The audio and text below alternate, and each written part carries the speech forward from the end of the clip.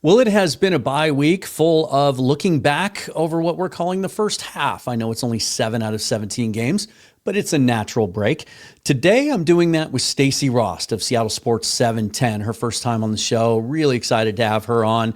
And we're gonna play with a little theme we call first half favorites. She's going to give us her favorite aspects of the team, her favorite player of the first half, her favorite moment. And then I'm going to ask her about some other news of the day and her general expectations of the team moving forward as we get closer and closer to what looms as a potential huge matchup week 11 with the Rams. Probably the biggest game of the league over the next couple of weeks, the way it is setting up. Stacy Rost of Seattle Sports 710 joining me next on Seahawks Forever. Welcome to the Seahawks Forever podcast. In-depth analysis on everything Seahawks. And now, here's your host, Dan Viens. Sleeper is the #1 fastest growing sports app out there, and for good reason. You can do everything on it, and it is the best at all of them. You can play fantasy football, you can pick games, and you can play games of skill. And if you want to do that, well, right now is the best time to sign up because look at that. They're going to give you a free $20 right off the top without even having to make a deposit. If you want to go a little further than that, though, they're also going to match your first deposit up to $100, 100% if you use the promo code FOREVER. So check out the Sleeper app today. Also, my friends down at Fast Fashion Brewing. I know baseball season is over, sadly, and the Seahawks won't be home again until next week. But if you're down in Soto, check them out. Some of the best beers in Seattle. They're on First Avenue, right across the street from Showbox Soto. Say hi to my buddy Matt Storm and tell him you watch the show if you happen to cruise in there. Well, I've been looking forward to chatting with Stacy for quite some time, and she was kind enough to make some time after her regular duties on Seattle Sports Radio to talk Seahawks. Before we get to that, if you would subscribe to the channel, if you would, please. About half of you that watch on a regular basis don't subscribe. Doesn't cost you a penny. Doesn't result in any notifications of any kind unless you hit that bell down there. But it's the best way to support the channel. It tells YouTube that you like the content and it pushes it out to put it in front of more people. If you want to support me in any other way, as I am a full-time independent content creator, this QR code right here allows you to buy me a coffee or a beer. All the other ways are listed and linked down below. Definitely check out the new and improved, just relaunched Patreon page at www.nwforever.com. That is where all my content now lives. Everything under one roof, video, audio, Substack, Seahawks, Mariners, all of it. Check it out if you would. All right, here's my conversation with Stacy. Well, Stacy, it's so good to have you on the show. Finally, I had hoped to introduce myself to you when I was back there during training camp, but had a lot of people to get to. Didn't quite make it your way, but thanks for coming on the show. I'm happy to. Thanks for having me. Absolutely.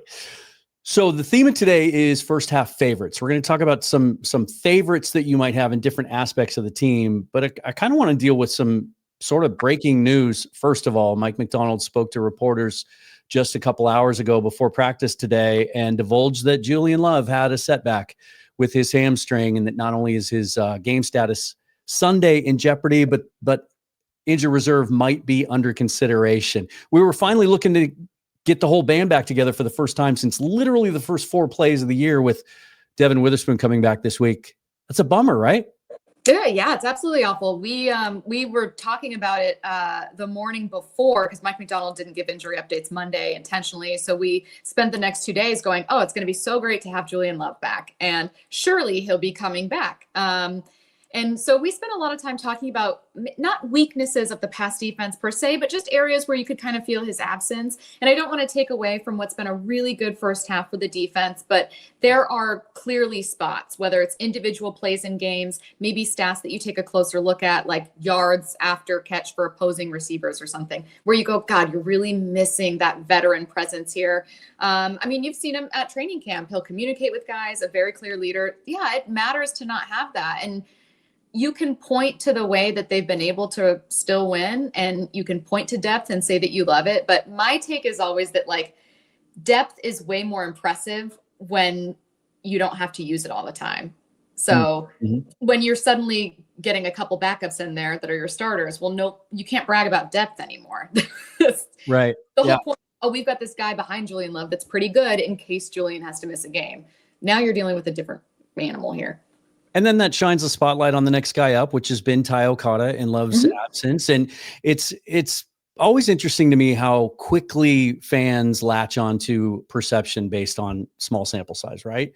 Like there was a lot of kickback from fans the first couple of games that he had to play for Julian Love that Okada just wasn't the guy, right? That they blamed him for some deep balls or a couple of plays in the Tampa Bay game that I think fans thought were his responsibility. Turns out after the fact that, once analysts get their hands on it, that maybe that wasn't the case. And now he's making plays. Like it's one thing to be a backup and get an opportunity and just not be in the stat sheet. I think that opens itself up to negative perception, but he was making plays all over the field on Monday night, led the team in tackles, had that pass defense that was awesome. Yeah. I mean, that was going to be a touchdown, right? And he had a sack to boot. Just a great opportunity for him. Yeah, absolutely. And I mean, I always hate adding this because it really may not matter at the end of the day, but like an incredibly likable person, very clearly a hard worker. We interviewed him on the Huddle not long ago, actually. And look, the best players are going to be ultra prepared. That way they're able to best meet the moment. But I do think that's something that's very true with him. So, I mean, in terms of like guy that's easy to root for off the field, I would co-sign that he's certainly one of them. I just do wonder now if maybe given the theme of trades that we've been talking about all week, the first thing I thought of is, well, God, do you suddenly explore, if not trading for a starter, just trading for some depth? Before we get to our favorites theme, one other question that popped into my mind is I was just before you came on with me, I was catching up on Mike's press conference from today. He has such an interesting way with the media. It's been fascinating to watch it develop. Like he seemed out of sorts and really out of his element early last year. Like that was a part of the gig that he just wasn't that experienced with. And he seemed uncomfortable at times. Now he kind of seems a little crotchety at times. Like there's times, especially having been there and asked him questions where you're kind of uber aware as a member of the media that he's done this 3 times already this week and that he's answering the same questions over and over again. But have you gotten a bead at all on how to read him when he's talking about injuries? Because he seems woefully inaccurate in the things that he tells us during the week. Yeah, he's a little more tight-lipped. The thing is, Carol was never forthcoming with it. It would just be, we all make jokes about it now, but it would be, he's got a leg. We're watching it. He's got a string. So, I think maybe a different era of coach too, like much more protective of that information. No, I still don't know how to read things from it. I mean, I'm assuming, for instance, with Julian Love, I'm assuming that the setback happened relatively recently, but otherwise nothing he was saying was indicating in any way like, oh, there's a setback we're eyeing. Yeah. So to me, that news was really surprising. And I don't attend, we listen to the press conferences and we've done a couple in-person interviews. So like one-on-one interviews with him, our show, our station. I don't go to the press conferences as much anymore. So, as far as weekly asking about injuries, I don't do it, but he's, I think, very particular about the information that he wants to disclose or not. And I don't think that's surprising for particularly modern coaches. Yeah. Yeah. So it's just interesting to see how different guys handle it around the league. Some coaches are extremely transparent and upfront about it. And McDonald obviously is not. We all expected Spoon and maybe even Love to play last week. Leading into the bye, and we were surprised he didn't. All right, let's get to this. I just wanted to get a gauge on kind of some of your standout aspects of this team through the first 7 games. Let's start big picture. What's just your favorite thing about this particular team and how it's made up?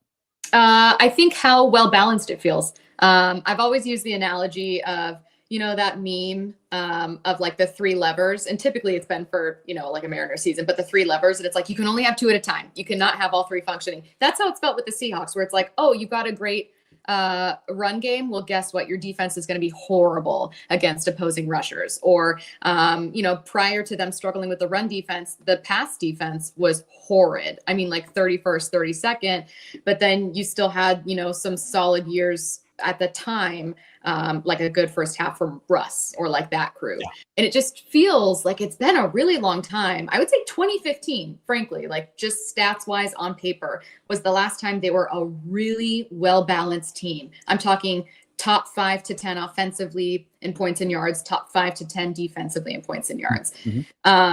And while they aren't top 5 across the board, this feels to me like there's the least amount of things to nitpick. Or if I'm planning out, some kind of upcoming game, let's say it was against a real NFC contender, like the Packers or something. I think that you can make a case almost each time for Seattle. Do they have to have things go right? Yeah. But I think just there's so many things specifically with the offense, but I'm just, to be completely frank, the very first word I thought of was balance. I love that answer. And it's funny you say that we don't have as much to nitpick. Doesn't stop the fans from doing it. I mean, they'll always find something. They would take, a lot of them would take what you just said and flip that around and say, well, they haven't been able to put it all together yet. Sure, right. Outside of the Saints game, obviously. But to which I would argue, especially this year, maybe as much as any we've seen in recent years, the parity, the balance, especially in the NFC. Look at the top 7 teams. They all have 5 wins or more. That is an asset, because week to week, you just don't know what you're going to face. It's such a week to week league, and they've been able to find ways to beat teams when, it's the baseball analogy. The pitcher doesn't have his great stuff that day, and he's able to grind it through using his secondary pitches. They've been able to do that. Yeah. And I think typically, I'm curious to see how you feel about this. To me, that's always a really strong indicator of good coaching, good teaching, good scheme, or good culture, right? So when people talk about how are the 49ers doing this, it's like, well, good coaching, good culture, good buy-in is a part of that. It's not just coach speak. It's not just things that people throw out there. When you're able to have your backups be incredibly well prepared, it means that they're also understanding what it is you're teaching. And one of the things that became very obvious about Mike Macdonald when he got here was he was passionate about that. And every single time they struggled a game, coming out of their defensive performance, coming out of the Bucs game, for instance, the first thing he'll point to is, I have to be better here. Clearly what I'm teaching them isn't working. So I think that it's hard not to have a conversation about balance come back to Macdonald just naturally in terms of the culture that's set up there right now. It feels like it was such a turning point moment this season when he did that, because we can compare and contrast that to the last couple of years of the Carroll regime, where he kept promising us that he would fix it, and we just didn't see it on the field. We saw an immediate return to form of that defense after he took it on the chin and took that on himself. Favorite players so far? Am I like cheating and doing the easy answer with Jackson Smith-Njigba? I feel like that's, look, I've got to be really honest. I don't want to say I'm far more surprised by Darnold's consistency and the way that Darnold is playing with deep shots. He's averaging 9.1 yards per pass attempt. This isn't some dink and dunk offense where it's like, oh, Sam Darnold, he can be a game manager. No, this is one of the best and most explosive passing offenses in football, and that is spectacular. It's in no small part because of JSN, and I think particularly what I'm impressed with isn't just, oh, he's put up more yards through 7 games than any Seahawk in franchise history. He's on pace for over 1,900 yards. This is exceptional. What I continue to be impressed with is that every defense he faces knows that. Like every single team knows this guy is going to find a way to beat us. And he's continued to do it. And I was concerned after week 1. And there was a video that we posted that I'm sure I, at the time or in the weeks since, was dragged for, because I was like, I wonder if wide receiver is a problem. I'm worried that Jackson Smith-Njigba is 40+% of the targets, that in week 1 against the San Francisco 49ers, he was the only thing working offensively. I worry what this is going to look like week after week. On the plus side, they've been able to incorporate more pass catchers. That's great. It's still the JSN show, though. And so the fact that it is, and that he's continued to produce like that, and it hasn't been a massive problem, it's phenomenal. The best example of that was Monday. I mean, if there was ever a week for him to be limited, you're going up against Stingley, and that defense was coming off by, like, for him to do what he did on Monday night against that team with their prep time that they had and that defensive coach, that was really, really impressive. Let me ask you this. Your partner over at Seattle Sports, Michael Bumpus, great ex-Coug, go Cougs, and, spent some time with the Seahawks, obviously played wide receiver at the professional level. There's a lot of call right now amongst the fan base to go get another weapon. I hear that a lot. Get close to the trade deadline next week, that they need someone to take the top off, take pressure off JSN, to which my answer is, I don't know that there's the passing volume to go around um, to really justify spending resources to get that guy when we don't even see, I think most of us would like to see more targets for Torrey Horton and the tight ends, and they just aren't there to go around. How does Bump feel about that, the potential need for another guy?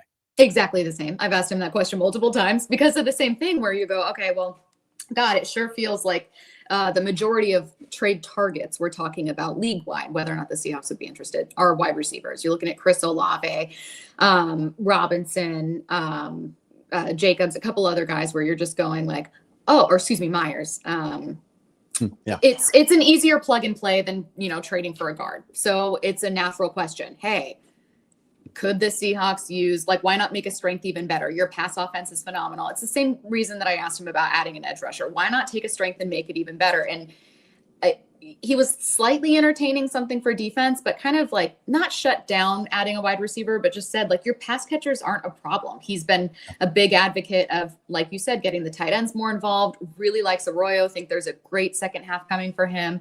I just think he sees it as there's no issue with what you're doing right now.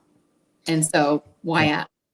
Great answer. Cougs have to stick together, I guess, on that one. The other thing too that baffles me is I was crunching some numbers this morning, and Zach Charbonnet and Kenneth Walker combined are on pace to catch fewer balls this year than Alvin Kamara caught by himself under Kubiak last year. He just hasn't gotten them involved in the game yet either. So I wonder if that's maybe something we'll see in the second half after the self-scouting that we're all looking forward to seeing the results of. If you could pick a favorite moment of the season so far, what would that be?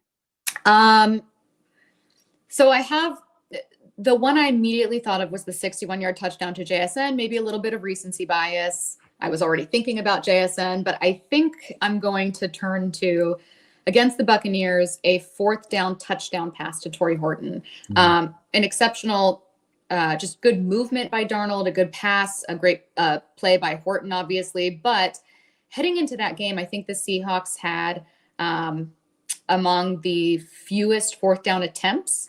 And that makes sense. You trust your defense. You're not a particularly aggressive coaching staff or offense. Mike McDonald has not shown a tendency to do what maybe a Dan Campbell team has done in the past. They've got some different philosophies there. But I think that I appreciated so many facets of that. The play itself and the performance from both Horton and Darnold, the clutchness of it. You're in a shootout with a team. I did not think that game would be a shootout, but just the decision to go for it, I thought was a vote of confidence in your team, in your offense, in your defense, and also an awareness of what was needed in that moment. I think that I ended up going to that one, I think that's a good pick. I think there's a number of 4th down examples that show just how much Sam Darnold trusts JSN and his other guys as well. We saw it against the Texans. Certainly, I'm kind of a nerd. The one that stands out for me is, some people might think it's just a completely innocuous play, but it was against the Steelers in the second half when the game was still in the balance, and there was a 3rd down play. It was 3rd and 9 over the middle of the field, and Darnold hit Kupp to convert it. And it wasn't just that he hit him for a 1st down. It was one of Kupp's first 3rd down conversions, I think, week 2. But it was the way the throw was executed. It looked like at first glance he threw it behind him. It was an inaccurate throw, but then you look at it again, and it was such a subtle nuance of how he placed the ball where he did, because he could feel the safety bearing down, and he knew that if he threw it out in front of him, guy might make a play on it. It just, for that being week 2 of a new quarterback and a new system, I thought was a real kind of an interesting hint as to what we were going to see from Sam moving beyond that. Yeah, it's so fascinating in hindsight. I don't know how many people were talking. Sam Darnold is a number 3 overall pick by the. He clearly had the arm talent entering the draft. No one's questioning, I can't believe Sam Darnold can throw a 61-yard touchdown. But I think that when a quarterback fails with an organization or even in a second stint, collectively we as NFL fans put him in the category of other things need to go right. He's now a manager. He's now, if you have a great offensive line and a great run game and some other great weapons, maybe he can work for you. You'll never win a Super Bowl with him. He's never going to be like, you just naturally become that guy. And what I've loved about what Darnold has done this year, the fit with Kubiak, but even what like Baker has done with Tampa Bay or a couple other guys, is in those second, third, or fourth stints where they maybe find a great coordinator, a great fit, great chemistry with a receiver. I'm so impressed by the chemistry he already has with JSN. That's when you're reminded, oh, he can make a number of difficult throws. This is a player who was so obviously talented that, yes, a struggling franchise with the Jets, but an NFL franchise said, we are staking our claim on this guy. He's absolutely unbelievable. And guess what? If the Jets didn't take him with the top 3 pick, then another team would have. Like, he was going to be a first-round pick. These guys are undeniably talented. And so, yeah, it's just some of these throws, the depth of targets, the difficulty of throws, and the stats that come with that, expected points added, completion percentage over expected, has all been so impressive. And I cannot say enough good things about how his season has started. Yeah, it's maybe one of my most fun things in sports. I talk about this a lot around draft season is seeing a young player develop and grow in front of our eyes, and seeing the traits that you knew they had that got him drafted high in the first place translate, even if it takes a while. Like I would argue too that if he had stayed in New York, he would never be this player. Like he had to go through what he went through.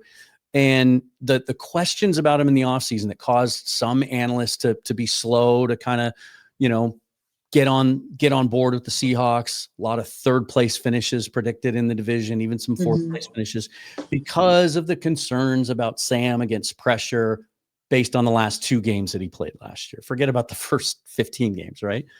And you see all of those numbers significantly improve this year in terms of like his time to throw and his pressure to sack percentage and everything else that indicates how decisive he is, how smart he is with the football.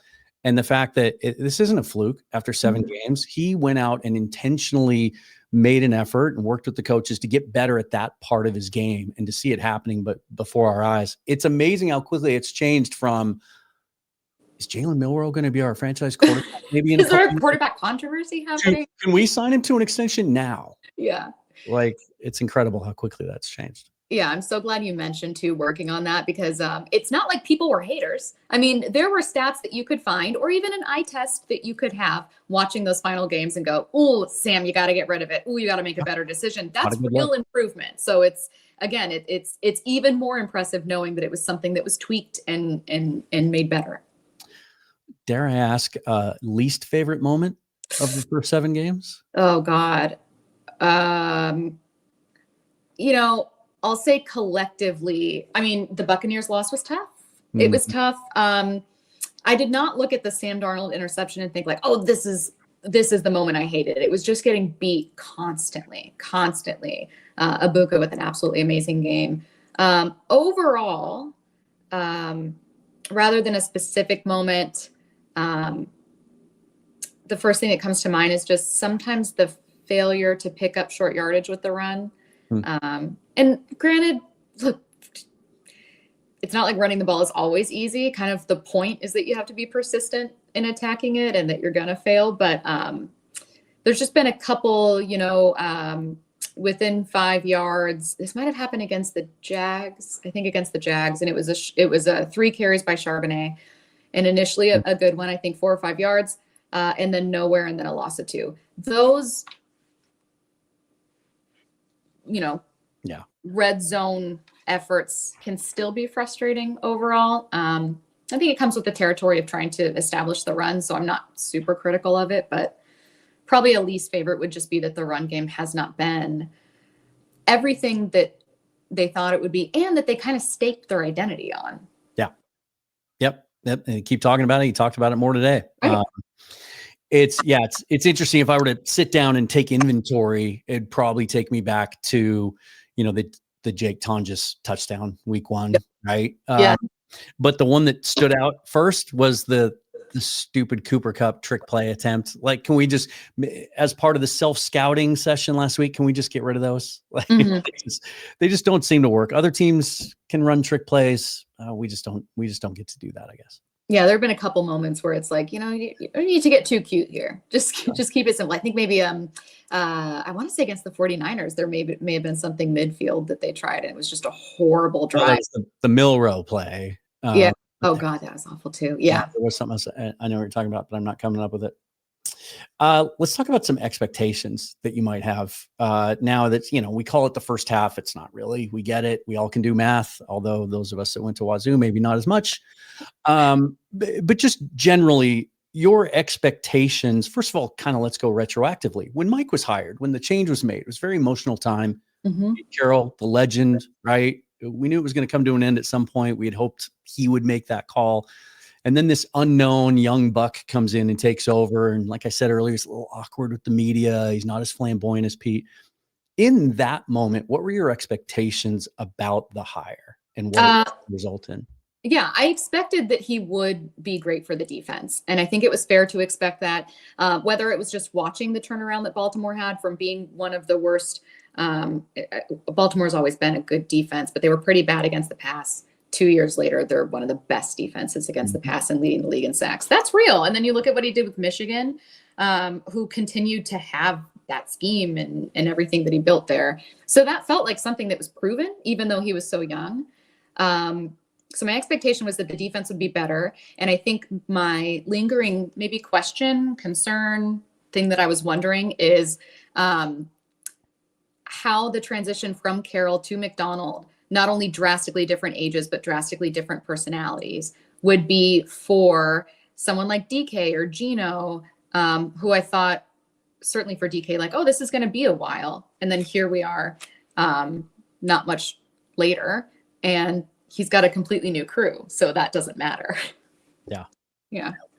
I think the moment when I realized that, this is different. We have someone different here, is when he made the changes at inside linebacker last year. Like how decisively he made that call to get rid of two guys that were, the two of the headline acquisitions in the offseason. I mean, that's when I kind of woke up and noticed the fact that this guy, there's something to him.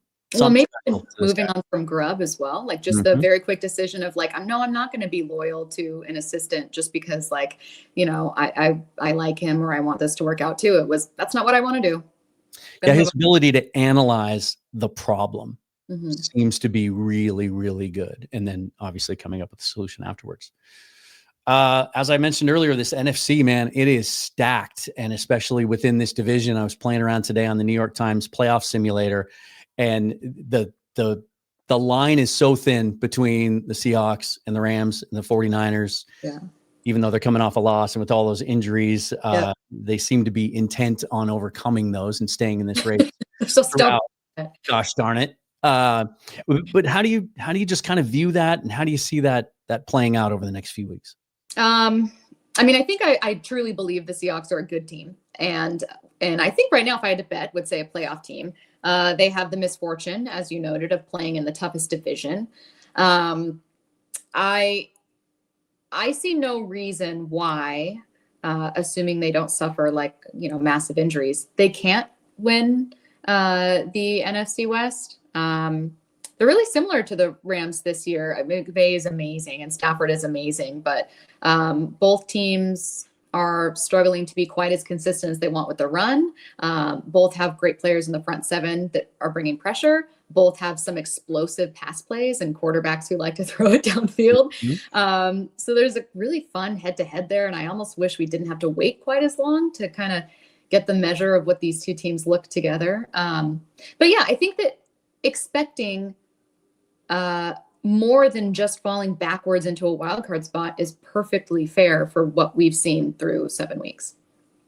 Yeah. When the schedule came out, I hated that we didn't see the Rams till week 11, just absolutely hated it. But it didn't take me long to embrace the idea, especially with such a young team. In fact, those numbers I just saw them again yesterday. Third youngest team in the league, third youngest roster in the league, even with some of the key veterans they have. That Rams game, week 11, and I'm, presuming that we're going to win the next two. They look like favorable matchups. We go into that game 7-2. The Rams play the 49ers the week before. That's a revenge game for them. Yeah. That game seems like it's looming about as large as any regular season game I can remember in the last 7 or 8 years. I mean, Yeah, I mean, there's been some big ones, but in terms of, it just feels like for years and years, the Seahawks have been playing catch up and improve it mode, with either the Rams or 49ers, depending on if they're healthy, being favored to win the division. It has been a very, very long time since the Seahawks were a consensus favorite. And part of that is earned when you aren't routinely making the playoffs. And importantly, you aren't winning playoff games when you get there. That's something you're going to get tagged with. But I am wondering and very curious whether, let's say, a win in that game, or even a statement win Sunday night. I'm wondering if that narrative finally starts to shift to don't bet against the Seahawks, or, hey, they can pack a punch. And I just think these big stages, whether it's primetime Sunday night or in a great NFC matchup against the Rams, start to change that narrative. Yeah, that's why it seems so big. I think if they get there intact, and even if it's a great game like the Tampa Bay game was, and it goes down to the last play or whatever, and we come up on the short end, there's still going to be those that say, yeah, but he just can't beat McVay. Yep, absolutely. Beat McVay. And then we won't get a chance to again until the end of the year. You feel good about Sunday?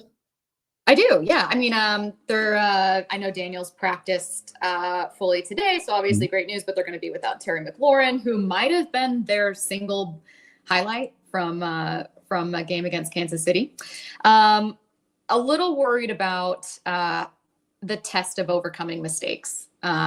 So Kansas City made them early and was just a better team and able to overcome it against Marcus Mariota and Commander's offense. So I don't expect that there's going to be like a blowout this time around.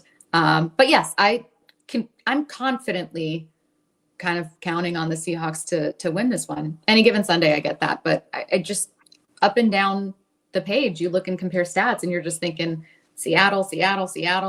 So I think Seattle should feel good.